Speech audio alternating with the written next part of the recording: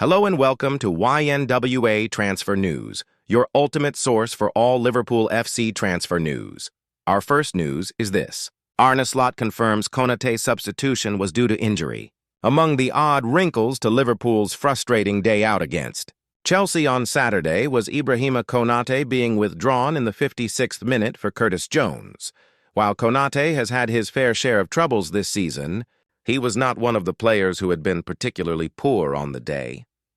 After the match, head coach Arne said the substitution was a result of quad discomfort for the French centre-back rather than a purely tactical change. Unlike Mikel Arteta, Slot thought it best to bring the player off before a more catastrophic injury occurred.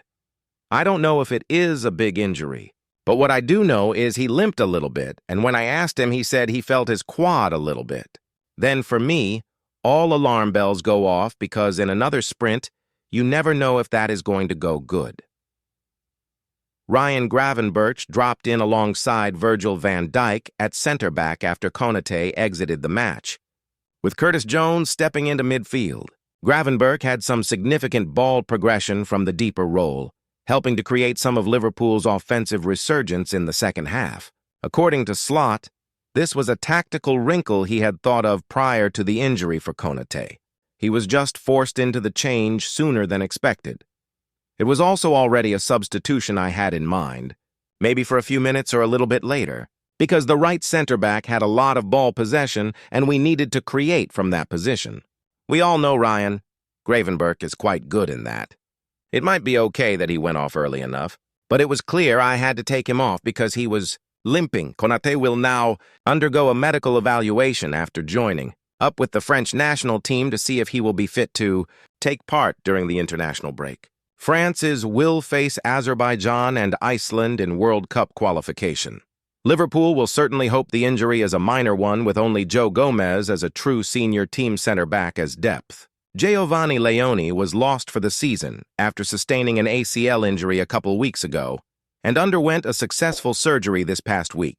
If Konaté is expected to miss time after the international break, Ryan Gravenberch and Wataru Endo are the other likely candidates to step in beyond Joe Gomez. Liverpool put in call to sign Very Strong, Barcelona defender, but were swiftly rejected.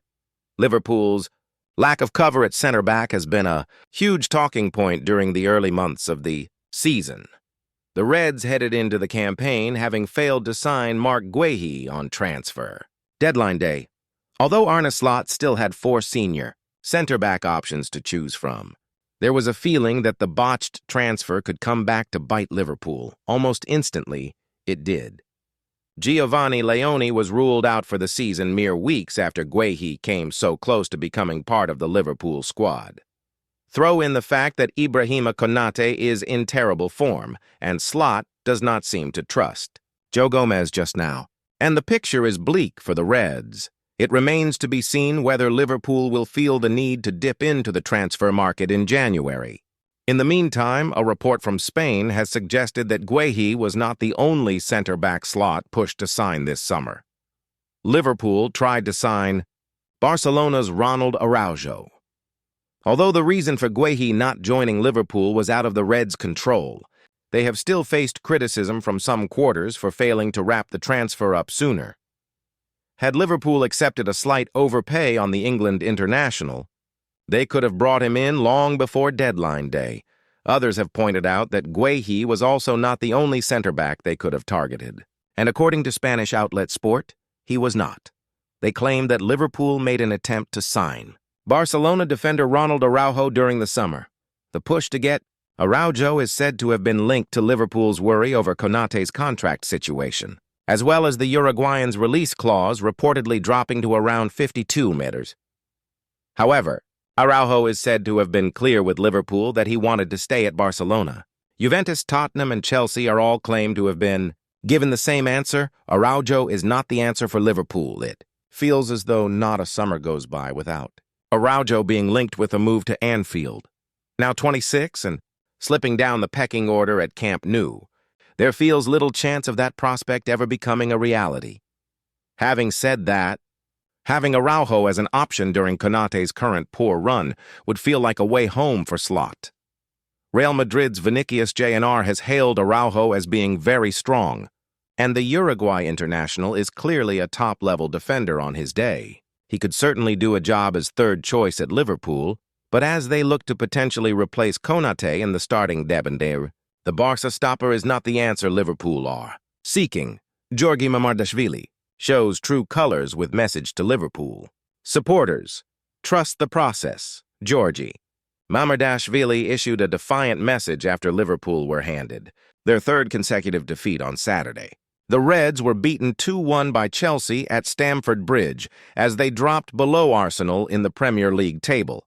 Arne Slot's side have now lost 3 matches in a row after the defeat to Chelsea, having also been beaten by Crystal Palace and Galatasaray over the last week. Liverpool now go into the October international break looking to rest up ahead of returning to top-flight action against Manchester United later this month. Mamardashvili was handed his Premier League debut for Liverpool as he started between the posts at Stamford Bridge.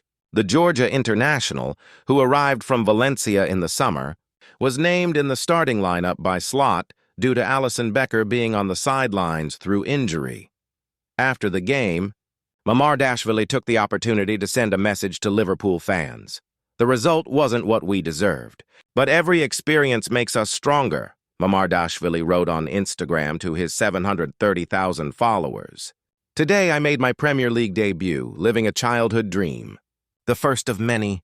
Just trust the process. Mamardashvili will be expected to continue in goal after the international break, with Alisson set to be on the sidelines recovering from a hamstring injury. Alisson picked up the injury in the defeat to Galatasaray in the Champions League, with the club yet to put an exact time frame on a return. Virgil van Dijk sends strong Liverpool message and makes Trent Alexander-Arnold denial. Virgil van Dijk says Liverpool should not lose sight of their status as Premier League champions, as the captain called for perspective after a damaging week. The Reds slipped to their third successive defeat on Saturday as Chelsea won 2-1 at Stamford Bridge, courtesy of Esteval Williams' stoppage time. Winner, that result came after the 1-0 loss at Galatasaray in the Champions League on Tuesday night and last weekend's 2-1 reverse to Crystal Palace at Selhurst Park. Van Dijk admits the level of turnover in the playing staff this season means a tough adaptation period was always anticipated. Inside a new-look camp, as he urged everyone at Anfield to remember how they romped to the title by 10 points last term. It was always going to be a difficult season, Van Dijk said. I mentioned it from the very start already. We have to go through this as one. Not only us as players, but also the staff and our fans who celebrated being champions, which is something we shouldn't forget. It was a quite open game, of course, in the second half especially. Both teams trying to go for the win, and to concede like that is obviously not a great feeling, especially going into the international break. We got results, definitely. We found a way. It is a bit ironic that we concede in 2 different games in the last minute. There is still plenty of work to do. We know in football, every 3 or 4 days things can change and momentum can change. But we have to work to get there first. The 7-8 days have been tough for all of us, but we are the ones, together with the staff and the fans, who can turn this around. I'm confident of that. It is about us seeing that perspective as players and staff. I want the fans to also see that perspective as well. But we live in a world where there is so much noise going on, and you have to deal with that as well. It is down to us to keep working, find results, stick together, and find confidence. We need to do what we were doing last year when everyone was so happy. Now we have a little bit of a tough moment, which can change pretty quickly, but we have to work for it. That is something we realize, and we need to do it all together, as we always have been doing over these years, especially when I've been here at the club because there have been some ups and downs. That is the only way out of it. It sounds a bit simple, but that is the only way to do it. Let's go for it. No fan of us wants to come here and lose and go home and feel disappointed. So we have to keep going and stick together. Van Dijk also denied the departure of Trent Alexander-Arnold to Real Madrid has had an impact, adding, "It's not about him. He had amazing quality, but he left us. Last year, we played a lot of games without him as well. Obviously, we were all gutted that he left in the summer, but that is not the issue. How we work It happened all season last year, and everything was positive and everyone was happy. And now we have a little blip, if you want to call it like that. And now we need everyone more than ever to support us and be there for us. It is not that easy to sum up the problems. Obviously, new players adjusting plays a part as well, but that shouldn't be the only focus. It is a combination of everything. It is down to us to work to turn this around and find consistency, to not concede goals, to score goals, to create, to not give up chances against us. How we work? It happened all season last year, and everything was positive and everyone was happy, and now we have a little blip, if you want to call it like that. And now we need everyone more than ever to support us and be there for us, like I said. Every 3 or 4 days is another opportunity, after the international break now, to find that momentum and consistency, and keep it. I've been at the club for such a long time. There have been many difficult situations, and we got out of them. It's not for everyone to just accept it and move on, but the only thing we can do is focus on the next opportunity we have and work on it. Obviously, now everyone goes to different countries and everyone has the responsibility to try and stay fit and do well. But when we come back, we have a very big game against Manchester United where I am already very much looking forward to it. It's an opportunity again to show what we have been showing last year throughout the whole season. That is the reason we became champions and made so many people around the world happy. Now we need the chance to get to that point again, and work is the basis to it. Finding consistency and sticking together. 60-minute star rejects Liverpool, but Suarez urges Anfield move. Liverpool's summer transfer plans take a hit as Barcelona defender Ronald Araujo reportedly turned down a 60 meters, 52.2 minutes offer. Despite winning the Premier League last season, the Reds were active in the market, bringing in players like Alexander Isak, Hugo Ekitike, Jeremy Frimpong, and 18-year-old Giovanni Leone. With Leone gone for the remainder of the season and Ibrahima Konaté's future far from certain, Liverpool are as desperate defensively as anyone in Europe. Liverpool's failed pursuit of Araujo.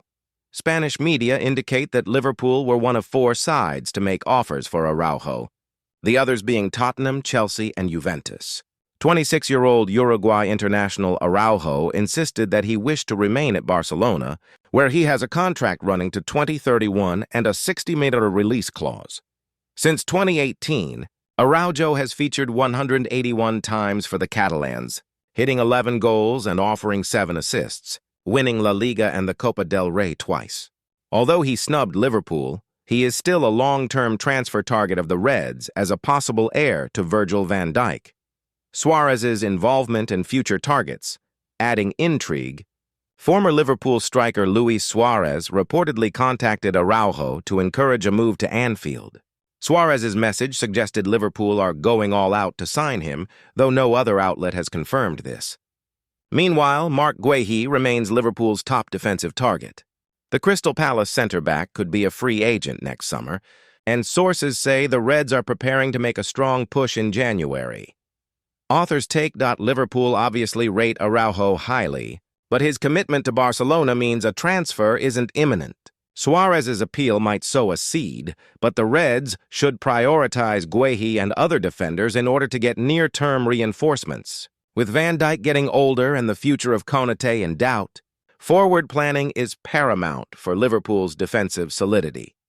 Daniel Sturridge insists Liverpool are missing one player and points out Arne slot mistake. Daniel Sturridge believes Liverpool are missing Luis Diaz as the Reds fell to a 3rd successive defeat away at Chelsea on Saturday evening.